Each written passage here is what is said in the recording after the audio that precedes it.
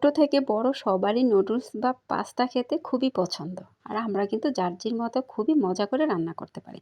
আমি কিভাবে পাস্তাটা রান্না করেছি সেটাই আপনাদের সাথে শেয়ার করছি। এখন চলে যাচ্ছি মূল রেসিপিতে। পানি সহ একটা কড়াই বসিয়ে দিলাম আর পানি দিয়েছি। পানিটা পরিমাণ মতো দিলেই হবে, সেদ্ধ হতে যতটুকু পানি লাগবে। পাস্তা দিয়ে দিলাম 2 রকমের। পাস্তাগুলো হাফ সিদ্ধ হয়ে আসলে তারপর আমি নুডলস অ্যাড করে দিব। পাস্তার সাথে নুডলস দিয়ে রান্না করলে আমার কাছে খেতে ভালো লাগে, বাচ্চারাও পছন্দ করে। আপনারা চাইলে নুডলসটা স্কিপ করতে পারেন। যাই হোক, নেড়ে চেড়ে কিন্তু আমি এখন সিদ্ধ করে নিব। অবশ্যই নাড়াচাড়ার মধ্যে রাখতে হবে, না হয় পাস্তা জমাট বেঁধে যায়। সেদ্ধ হয়ে গেছে, এখন পানিতে ভালোভাবে ধুয়ে নিব। ধোয়ার পরে অনেক সুন্দর ঝরঝরা হয়ে যায়, একটার গায়ে একটা লেগে যায় না। যাই হোক, ধোয়া হয়ে গেছে। এদিক দিয়ে পাস্তাটা পানি ঝরতে থাকুক আর চুলায় একটা কড়াই বসিয়ে দিলাম। পরিমাণ মতো তেল দিয়েছি। তেলটা গরম হয়ে আসলে কাঁচামরিচ কুচি, পেঁয়াজ কুচি দিয়ে দিলাম আর সামান্য একটু লবণ। এখন নেড়ে চেড়ে পেঁয়াজটা একটু নরম করে নিব। তারপর আমি 2টা ডিম দিয়ে দিলাম। ডিম 2টাকে আমি ঝুরা ঝুরা করে নিব। আপনারা কতটুকু পাস্তা রান্না করবেন এটার উপর নির্ভর করে 1-2টা ডিম দিয়ে রান্না করতে পারেন। আর যত ডিম দিবেন ততই খেতে ভালো লাগবে। আমি 2টা ডিম দিয়েছি। ঝুরা ঝুরা হয়ে গেলে পেঁয়াজের সাথে ভালোভাবে মিশিয়ে নিব। আর নুডলসের 2টা মশলা আমি এখন অ্যাড করে দিব।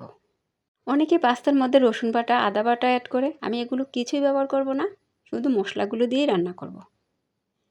মশলা আর ডিম একসাথে ভালোভাবে মেশানো হয়ে গেলে আমি টমেটো সস অ্যাড করে দিব। আপনারা চাইলে কিন্তু এগুলোর সাথে বাটারও ব্যবহার করতে পারেন। বাটার দিয়ে রান্না করলে পাস্তাটা খেতে খুবই মজার হয়। আমার কাছে বাটার নেই, তাই বাটার আমি দিইনি। হাতের কাছে থাকলে আপনারা দিয়ে নিতে পারেন। পাস্তাগুলো দিয়ে দিলাম, নেড়ে চেড়ে এখন ভালোভাবে মিশিয়ে নিব।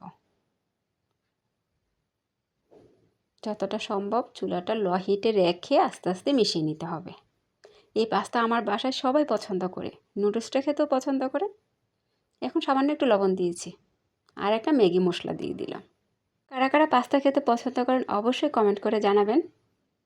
ওঠানোর আগে দিয়ে আপনারা চাইলে কিন্তু ধনিয়া পাতা দিতে পারেন। ধনিয়া পাতা দিলে ফ্লেভারটা আরও অন্যরকম আসবে। আমি ভুলে গিয়েছিলাম ধনিয়া পাতা দিতে। অনেকটাই লোভনীয় হয়েছে আর খেতে মাশাআল্লাহ অনেকটাই মজার ছিল। চুলাটা লো হিটে রেখে কিন্তু পাস্তাটাকে ভাজতে হবে, না হয় লেগে যাবে কড়াইতে। পাস্তাটা হয়ে গেছে, এখন পরিবেশন করে নিব। আমি এই রেসিপিটা যেভাবে শর্টকাট করে রান্না করেছি অবশ্যই একবার হলেও ট্রাই করে দেখবেন, খেতে খুবই মজার। আপনারা চাইলে কিন্তু এখানে বিভিন্ন রকমের সবজি ব্যবহার করতে পারেন। আমি তো রান্নার সময় অল্প সস দিয়েছি, খাওয়ার সময় আমার বাচ্চারা কিন্তু অনেক সস নিয়ে খাবে। আপনাদের পছন্দ অনুযায়ী সস শসা দিয়ে খেতে পারেন। এতক্ষণ ভিডিওটা দেখার জন্য অসংখ্য ধন্যবাদ। আপনাদের মাঝে আমি আবারও চলে আসবো নতুন এক ভিডিও নিয়ে। ততক্ষণ সবাই ভালো থাকবেন, আমার জন্য দোয়া করবেন। আল্লাহ হাফিজ।